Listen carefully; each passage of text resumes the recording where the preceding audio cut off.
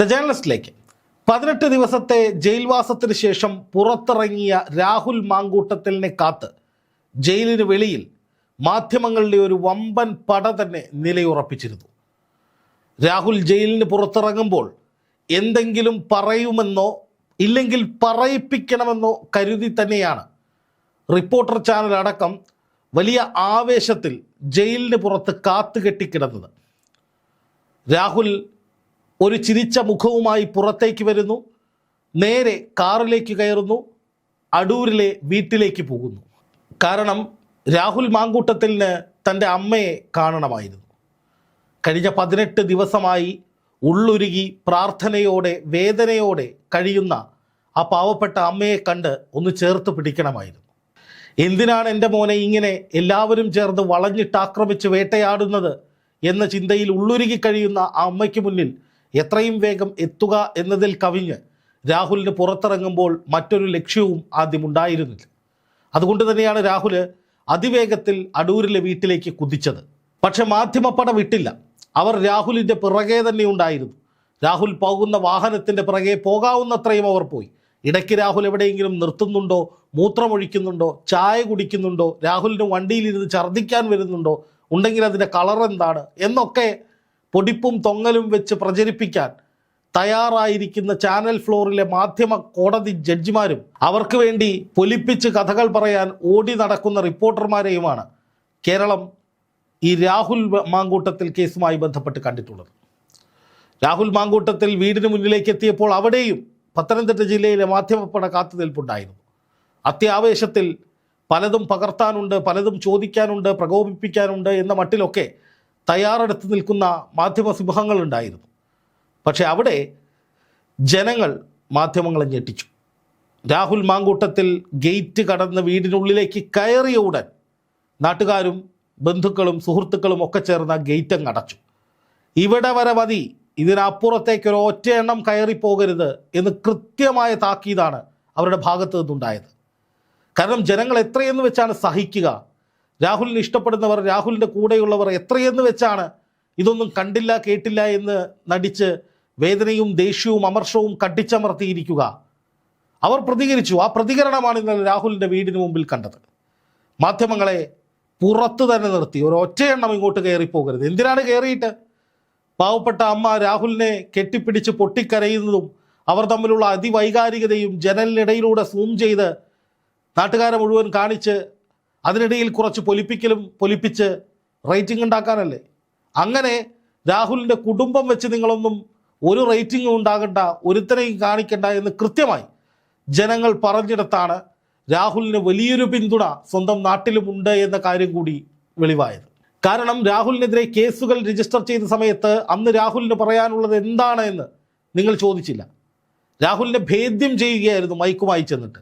ആ ശബ്ദം നിങ്ങളുടെയാണോ, അത് നിങ്ങളുടെയാണോ, ഇത് നിങ്ങളുടെയാണോ എന്നതല്ലാതെ രാഹുലെ എന്താണ് സംഭവിച്ചത്? യഥാർത്ഥത്തിൽ ഇങ്ങനെയൊക്കെ പരാതികൾ വരുന്നതിൻ്റെ, പോലീസ് ഇങ്ങനെ കേസെടുക്കുന്നതിൻ്റെ കാരണം എന്താണ്?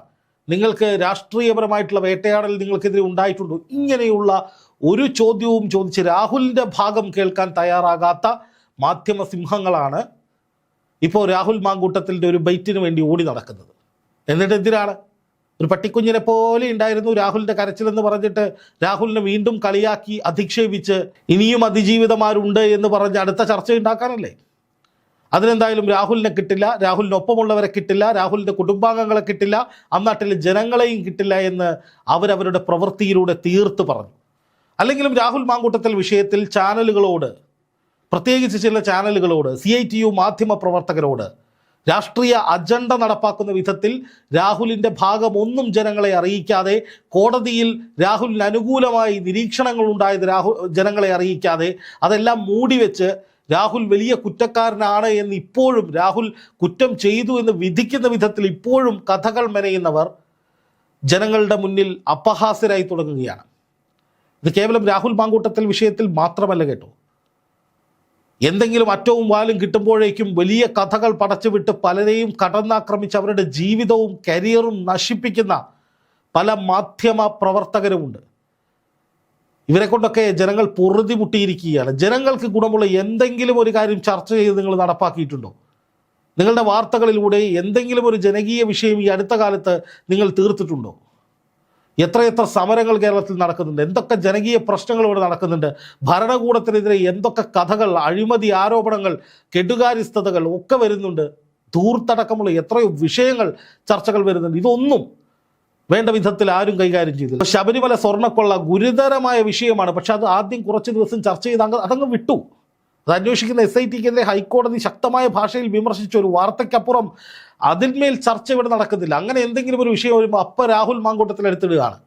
ഇതൊക്കെ ജനങ്ങൾ തിരിച്ചറിയുന്നുണ്ട്, കാണുന്നുണ്ട്, കേൾക്കുന്നുണ്ട്. അതുകൊണ്ട് തന്നെയാണ് മാധ്യമങ്ങളോട് രൂക്ഷമായ ഭാഷയിൽ ഇപ്പോൾ ജനങ്ങൾ പ്രതികരിച്ചു തുടങ്ങുന്നത്. ഇപ്പോൾ രാഹുൽ മാങ്കൂട്ടത്തിൽ കുറ്റക്കാരനാണ് എന്ന മട്ടിലൊക്കെ വീണ്ടും ഓരോ അവതാരങ്ങളിൽ ഇരുന്ന് ചർച്ച നടത്തുമ്പോൾ അതിനടിയിൽ വരുന്ന കമൻറ്റുകൾ നോക്കണം. ജനങ്ങളാണ്, സാധാരണക്കാരാണ്, രാഹുൽ പൈസ കൊടുത്തേൽപ്പിച്ച ആളുകളൊന്നുമല്ല, സാധാരണ മനുഷ്യരാണ്. അവർ ഈ മാധ്യമങ്ങൾക്കെതിരെയാണ് നിലപാട് സ്വീകരിക്കുന്നത്. ഇപ്പോൾ റിപ്പോർട്ടറിൽ അരുൺകുമാറും സംഘവും ഒക്കെ ഈ പരാതികൾ വന്ന സമയത്ത്, ഓഡിയോ ക്ലിപ്പ് വന്ന സമയത്തൊക്കെ നടത്തിയിട്ടുള്ള ചർച്ചകൾ ഇപ്പോൾ ഒന്ന് റിവൈൻഡ് ചെയ്ത് നോക്കണം. എന്തൊക്കെയാണ് രാഹുലിനെതിരെ പറഞ്ഞത്? അതൊന്നും കോടതിയിൽ പക്ഷേ നമ്മൾ കണ്ടില്ലല്ലോ. ഏതെങ്കിലും ജഡ്ജിമാർ രാഹുലിൻ്റെ പല കേസുകൾ പരിഗണിച്ച സമയത്ത്, ജാമ്യം പരിഗണിച്ച സമയത്ത് ഇത്തരം എന്തെങ്കിലും ഒരു കടന്നാക്രമണം രാഹുലിനെതിരെ നടത്തിയോ? ഇന്നലെ ഹൈക്കോടതിയിൽ ആദ്യത്തെ കേസിൽ ബലാത്സംഗം, ഈ രേഖകൾ പരിശോധിച്ചിട്ട് ബലാത്സംഗം എന്ന് പറയുന്ന ആ അലിഗേഷന് ഉതകുന്ന ഒന്നും കണ്ടെത്താൻ കഴിഞ്ഞില്ല എന്നാണ് കോടതി പറഞ്ഞത്. ഇന്നലെ മാതൃഭൂമി ന്യൂസാണ് അത് റിപ്പോർട്ട് ചെയ്തത്. റിപ്പോർട്ടർ ചാനലിൽ ഞാൻ കണ്ടില്ല അങ്ങനെ ഒരു വാർത്ത. മാതൃഭൂമിയും മീഡിയ വണ്ണും അടക്കം മറ്റു മാധ്യമങ്ങളൊക്കെ അത് റിപ്പോർട്ട് ചെയ്തിട്ടുണ്ട്. രാഹുൽ മാങ്കൂട്ടത്തിൽ അനുകൂലമായ നിരീക്ഷണങ്ങൾ മുൻകൂർ ജാമ്യ ഹർജി പരിഗണിക്കുന്നതിനിടയിൽ ഹൈക്കോടതി ഉന്നയിച്ചു എന്നാണ് അതിൽ പറയുന്നത്. അപ്പോൾ രാഹുലിന് അനുകൂലമായിട്ടുള്ള കോടതി നടപടികൾ പോലും പ്രാധാന്യമില്ലാതെ മാറ്റിവെക്കുകയും എന്നിട്ട് രാഹുലിൻ്റെ പിറകെ വീണ്ടും ക്യാമറയുമായി ഓടുകയും രാഹുലിന് നേരെ ചീമൊട്ടയർ അടക്കമുള്ള കാര്യങ്ങൾ സംഘടിപ്പിക്കുന്നവരെ വാഴ്ത്തുകയും കോടതി ജാമ്യം നൽകിയ രാഹുലിന് ഒരിക്കലും ജാമ്യം കിട്ടരുതായിരുന്നു എന്ന മട്ടിൽ ചർച്ചകൾ നടത്തി ജുഡീഷ്യറിയെ പോലും വെല്ലുവിളിക്കുകയും ഒക്കെ ചെയ്യുന്ന മാധ്യമ സംസ്കാരത്തെ കൊട്ടേഷൻ മണി എന്നാണ് പറയേണ്ടത്. കൊട്ടേഷൻ മണി. ചില ആളുകളുടെ രാഷ്ട്രീയ താല്പര്യങ്ങൾ സംരക്ഷിക്കുന്നതിന് വേണ്ടി, രാഷ്ട്രീയപരമായി രാഹുൽ മാങ്കൂട്ടത്തിനെ ഇല്ലാതാക്കുന്നതിന് വേണ്ടി പൊടിപ്പും തൊങ്ങലുകളും വെച്ച് കമ്പിക്കഥകൾ അടിച്ചുവിടുന്ന വൃത്തികെട്ട പണിയാണ് പലരും ഇവിടെ ചെയ്തുകൊണ്ടിരിക്കുന്നത്. അപ്പോൾ ശരി, കോടതി പറയുകയാണ്, ബഹുമാനപ്പെട്ട കോടതികൾ പറയുകയാണ് രാഹുലിന് ജാമ്യം കൊടുക്കാൻ കഴിയില്ല, ഇയാളൊരു കൊടും കുറ്റവാളിയാണ്, നമ്മൾ കോടതിക്കൊപ്പം നിൽക്കും. ഞാൻ ഉൾപ്പെടെ രാഹുലിനെ തള്ളിപ്പറയും. കാരണം നമ്മൾ കോടതിയിൽ വിശ്വസിക്കുന്നവരാണ്, ഈ നാട്ടിലെ നീതിന്യായ വ്യവസ്ഥയെ വിശ്വസിക്കുന്നവരാണ്, ബഹുമാനിക്കുന്നവരാണ്. പക്ഷേ ഇവിടെ കോടതികൾ രാഹുലിൻ്റെ വാദം പരിഗണിച്ചുകൊണ്ട് അല്ലെങ്കിൽ രാഹുലിൻ്റെ ഭാഗം കൂടി കേട്ടിട്ട് തീരുമാനങ്ങൾ എടുക്കുമ്പോൾ അത് പറയണ്ടേ? അത് പറയുമ്പോൾ നമുക്ക് നേരെ രാഹുലിനെ മൂടുതാങ്ങി എന്ന് പറഞ്ഞ് ഇവിടെ വലിയ ക്യാമ്പയിനുകൾ നടക്കുകയാണ്. സത്യമല്ലേ പറയേണ്ടത്? സത്യമല്ലേ പറയുന്നത്? ഏതെങ്കിലും കോടതികളിൽ രാഹുലിനെതിരെ രൂക്ഷമായ വിമർശനങ്ങളോ കടന്നാക്രമണങ്ങളോ ഉണ്ടായതായി ഈ മാധ്യമങ്ങൾ തന്നെ എന്തെങ്കിലും വാർത്ത കൊടുത്തിട്ടുണ്ടോ? ഇപ്പം ഇന്നലെ റിപ്പോർട്ടറിലൊരു വാർത്ത പോകുന്നുണ്ട്, രാഹുൽ മാങ്കൂട്ടത്തിനെതിരായ ആരോപണങ്ങൾ അതീവ ഗൗരവതരമാണ് എന്ന് കോടതി നിരീക്ഷിച്ചുവെന്ന്. ശരിയാണ്, ആരോപണങ്ങൾ ഗൗരവതരമാണ്. പക്ഷേ അത് തെളിയിക്കാനുള്ള തെളിവ് എവിടെ? അത് സ്ഥാപിക്കാൻ എന്തുകൊണ്ട് പോലീസിന് സാധിക്കുന്നില്ല? എന്തുകൊണ്ട് ബലാത്സംഗം ഇതിൽ കാണുന്നില്ല എന്ന് കോടതി പറയുന്നു? അങ്ങനെ പല പല ചോദ്യങ്ങളുണ്ടെന്നേ. അതൊക്കെ അഡ്രസ്സ് ചെയ്യണം മാധ്യമങ്ങൾ. അല്ലാതെ രാഹുലിന് ആദ്യം തന്നെ പ്രതിയാണ്, അവൻ കുറ്റക്കാരനാണ്, കുറ്റവാളിയാണ് എന്ന് ഫ്രെയിം ചെയ്തു വെച്ചിട്ട് തുടരെ കല്ലെറിഞ്ഞ് രാഹുലിനെ നശിപ്പിച്ച് ഇല്ലാതാക്കുന്ന വിധത്തിൽ ബോധപൂർവം ചർച്ചകളൊക്കെ നടത്തുമ്പോൾ ജനങ്ങൾ വയലൻ്റ് ആവും. ജനങ്ങളിലൊരു വലിയ വിഭാഗം രാഹുലിന് വലിയ പിന്തുണ കൊടുക്കുന്നത് സോഷ്യൽ മീഡിയയിൽ അടക്കം നമ്മൾ കണ്ടിട്ടുള്ളതാണ്. രാഹുലിനെ രാഷ്ട്രീയ പ്രേരിതമായി കുടുക്കിയതാണ് എന്ന് എൻ്റെ ഈ ഫോണിൽ വിളിച്ച് എത്രയോ അമ്മമാർ പറഞ്ഞിട്ടുണ്ടെന്നറിയൂ. അതൊന്നും നമ്മൾ പബ്ലിഷ് ചെയ്യാഞ്ഞിട്ടാണ്, സാധാരണ ജനങ്ങളാണ് വിളിക്കുന്നത്. അപ്പോൾ സ്വാഭാവികമായിട്ടും വലിയ തോതിലുള്ള പിന്തുണ രാഹുലിനെ പലയിടത്തു നിന്നും കേരളത്തിൽ ഉടനീളം കിട്ടുന്നുണ്ട്. രാഹുലിനെ ബലിയാടാക്കിയതാണ് ആ ചെറുപ്പക്കാരൻ്റെ രാഷ്ട്രീയ ജീവിതം ഇല്ലാതാക്കാൻ, ഭാവി ഇല്ലാതാക്കാൻ രാഷ്ട്രീയ എതിരാളികൾ കളിച്ച കളിയാണ് എന്ന തരത്തിൽ വലിയ ഒരു ക്യാമ്പയിൻ കേരളത്തിൽ നിലനിൽക്കുമ്പോൾ, അങ്ങനെ ഒരു ധാരണ വലിയൊരു വിഭാഗം ജനങ്ങൾക്ക് ഉണ്ടാകുമ്പോഴാണ് രാഹുലിന് അനുകൂലമാകുന്ന വിധത്തിൽ കോടതികളിൽ നിന്ന് ഇടപെടലുകളും ഉണ്ടാകുന്നത്. എന്നിട്ടും ചില മാധ്യമങ്ങൾ രാഹുൽ ഇപ്പോഴും വലിയ കുറ്റവാളിയാണ് എന്ന മട്ടിൽ സംസാരിച്ചുകൊണ്ടിരിക്കുകയാണ്. രാഹുലിനെ വിടാതെ വേട്ട തുടരുകയാണ്. ഒരു സമാധാനവും കൊടുക്കാതെ ക്യാമറയുമായി പിറകെ ഓടുകയാണ്. എന്തിനാണ് ഇതിന് ആവശ്യം? രാഹുൽ കുറ്റം ചെയ്തിട്ടുണ്ടെങ്കിൽ ബഹുമാനപ്പെട്ട കോടതി വിധിക്കട്ടെന്നേ. അല്ലാതെ മാധ്യമ കോടതികൾ വിധിച്ചിട്ട് എന്തായി? ഇപ്പോൾ എന്താ സംഭവിച്ചേ? രാഹുൽ ഒരിക്കലും പുറത്തിറങ്ങില്ല, സെക്ഷൽ പ്രിഡേറ്ററാണ്, ഗുരുതരമായ കുറ്റകൃത്യങ്ങൾ തുടർച്ചയായി ചെയ്യുന്നയാളാണെന്നൊക്കെയാണ് director general of prosecutions Shaji sir കോടതിയിൽ പറഞ്ഞത്. ഇന്നലെ ഹൈക്കോടതിയിൽ അദ്ദേഹം നേരിട്ട് വന്നിരുന്നു. എന്നിട്ട് പോലും മുൻകൂർ ജാമ്യ ഹർജിയിൽ ഹൈക്കോടതി രാഹുലിന് ഫേവറബിൾ ആകുന്ന കുറച്ച് കാര്യങ്ങൾ പറഞ്ഞു എന്ന് മാതൃഭൂമി ന്യൂസ് ഇന്നലെ പുറത്തുവിട്ടു. അപ്പോൾ ഒന്ന് ആലോചിച്ച് നോക്കൂ, എന്താണ് യാഥാർത്ഥ്യം? ഈ ചാനലുകൾ പറയുന്നത് തൊണ്ട തൊടാതെ വിഴുങ്ങുന്നവർ വിഡ്ഢികളാവുകയല്ലേ? അപ്പം അങ്ങനെ നോക്കുമ്പോൾ ജനങ്ങൾ മാധ്യമങ്ങൾക്കെതിരെ തിരിഞ്ഞാൽ അവരെ കുറ്റം പറയാൻ പറ്റൂ? മാധ്യമങ്ങൾ വൺ സൈഡഡ് ആവാതെ എല്ലാ ഭാഗവും കേട്ട് അല്ലെങ്കിൽ എല്ലാ ഭാഗവും കൃത്യമായി മനസ്സിലാക്കി റിപ്പോർട്ടുകൾ നൽകണം എന്ന അഭ്യർത്ഥന തന്നെയാണ് ജനങ്ങൾ ഇപ്പോഴും മുന്നോട്ട് വയ്ക്കുന്നത്. അത് മാധ്യമങ്ങൾ ചെവിക്കൊള്ളാതാകുമ്പോഴാണ് ജനങ്ങൾ രൂക്ഷമായ ഭാഷയിൽ അവർക്കെതിരെ കൂടി പ്രതികരിക്കേണ്ടി വരുന്നത്.